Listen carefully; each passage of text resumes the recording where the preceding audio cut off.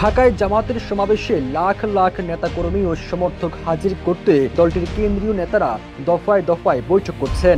এই সমাবেশ থেকে আগামী জাতীয় নির্বাচন নিয়ে দলের অবস্থান, দৃশ্যমান বিচার ও প্রয়োজনীয় সংস্কার এবং নিবন্ধিত অনিবন্ধিত ইসলামী দলগুলোকে এক কাতারে আনা সহ গুরুত্বপূর্ণ বার্তা দেওয়া হতে পারে। ইতিমধ্যে বিএনপি সহ বাম ডান ইসলামপন্থী ফ্যাসিবাদ বিরোধী সব দল ও সংগঠনকে আমন্ত্রণ জানানোর সিদ্ধান্ত নিয়েছে দলটি, যা নিয়ে বিভিন্ন মহলে চলছে ব্যাপক আলোচনা। জানা গেছে, আগামী নির্বাচনের মধ্য দিয়ে রাষ্ট্র ক্ষমতায় যেতে সর্বোচ্চ শক্তি প্রদর্শন করবে জামাত ইসলামী। সেই লক্ষ্যে ইসলামী দলগুলোকে পাশে চায় দলটি। একই সঙ্গে ইসলামপন্থী ভোটগুলোকে এক বাক্সে আনার প্রচেষ্টা চালাচ্ছেন দলটির শীর্ষ পর্যায়ের নেতারা। এছাড়া অমুসলিমদের ভোটকেও গুরুত্ব দিচ্ছে জামাত। দৈনিক যুগান্তরে এক প্রতিবেদনে এমন তথ্য উঠে আসে।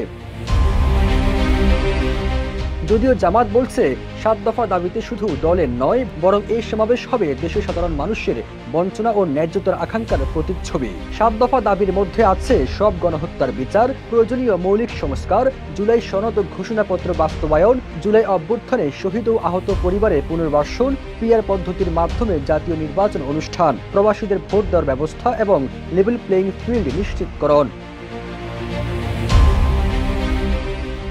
এ বিষয়ে জামাতের সহকারী সেক্রেটারি জেনারেল অ্যাডভোকেট এহসান মাহবুব জুবাইর জানান, অধ্যাপক মিয়া গোলাম পরোয়ারকে আহ্বায়ক করে একটি বাস্তবায়ন কমিটি গঠন করা হয়েছে। বেশ কয়েকটি উপকমিটিও হয়েছে। সবগুলো কমিটি নিয়ে দফায় দফায় বৈঠক করা হয়েছে। সমাবেশে সর্বোচ্চ সংখ্যক নেতাকর্মী নিশ্চিত করার জন্য কাজ চলছে। জাতীয় সমাবেশ মূলত নির্বাচনকে ঘিরেই। ফ্যাসিবাদ বিরোধী আন্দোলনে যারা ছিলেন তাদেরকে সমাবেশে দাওয়াত দেওয়া হবে।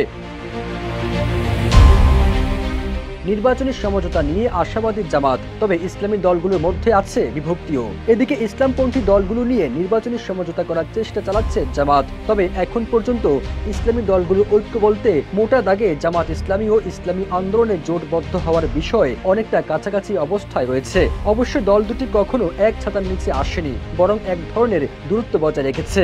সামনে তফসিল ঘোষণার পর নির্বাচনী সমঝোতার বিষয়টি দৃশ্যমান হতে পারে। বিগত সময়ে জামাত কোণঠাসা থাকলেও গণ অভ্যুত্থানের পর স্বতঃস্ফূর্ত কর্মকাণ্ড চালিয়ে যাচ্ছে দলটি। এরই মধ্যে দলীয় প্রতীক দাড়িপাল্লা সহ নির্বাচন কমিশনে নিবন্ধনও ফিরে পেয়েছে দলটি। এখন শুধু আগামী নির্বাচনে জামাতের শক্তি প্রদর্শনের পালা। সবুজ আলম, ইত্তেফাক।